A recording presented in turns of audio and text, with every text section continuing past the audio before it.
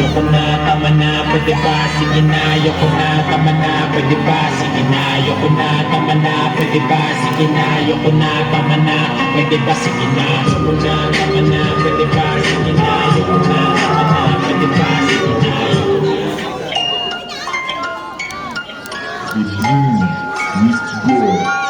Kabataan ang karabihang nakakaranas ng depresyon ayon sa pag-aaral ng World Health Organization at minsan nauuwi ito sa pagpapakamatay.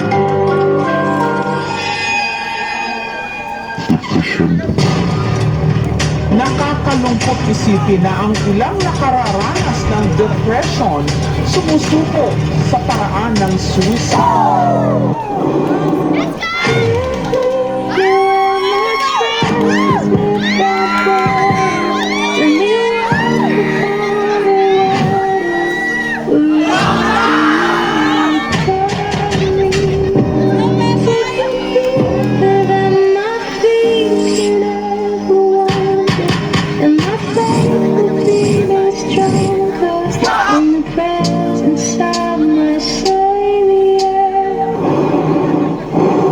Tatawanan lahat ng panlalait na sa aking inapila, hindi nila alam na sa bawat mga ngiting kanilang nakita ay puno ng pagpapanggap para lang sila ay maging masaya. You're broken down and tired of living life on the merry-go-round, and you can't find a fighter, but I see it in you, so we gon' walk it out.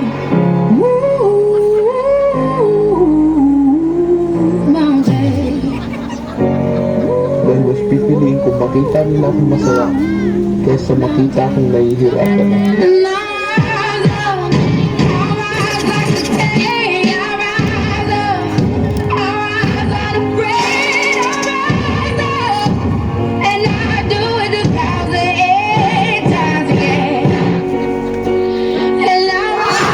Wala na sa aking pumapansin. Wala na akong makita dahil ang buhay ko ay sobrang dilim. Wasak na ang puso ko. Pinasak ng mga taong bumuring nito. Push by deeds in a difficult year. Deaths don't pray on innocent victims. Trust me, darling. Trust me, darling. Look me in the eye. Tell me what you see. Kabataan ang karabihang nakakaranas ng depresyon ayon sa pag-aaral ng World Health Organization at minsan nauuwi ito sa pagpapakamatay. Nakapagitan sa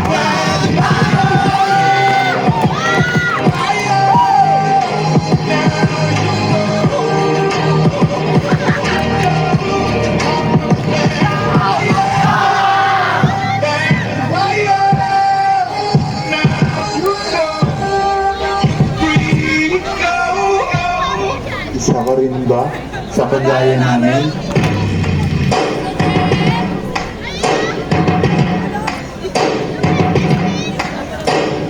Pilipino ang isa sa mga pinakamasayahing lahi sa buong mundo. Pero ang bilang ng mga kabataan Pilipino na nag-diagnose ng depression, umabot na pala ng 1 milyon. Ang isa sa may tinuturing na dahilan, depression. Malungkuhan mo, alam mali ka. Lahanin mo ang pamilya mo. Lahanin mo sa iyo. Lahat mo ang Diyos para sa iyo. Huwag na sayangin ang buhay mo. Mahal na mahal ka na sa totoo. Lahat tayo may kanya-kanyang problema. Hindi ka nag-iisa. Habang may buhay, may pag-asa. Nasa sa atin lang kung paano natin ire-resolba. Like a small boat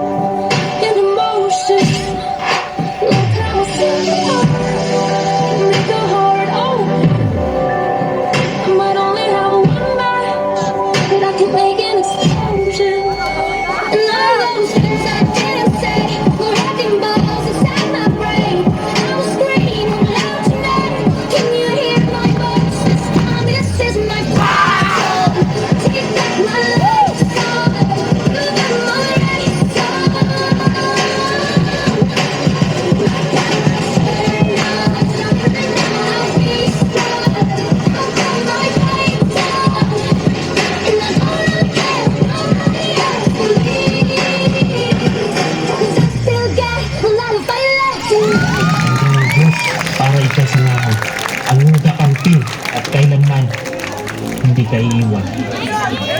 And all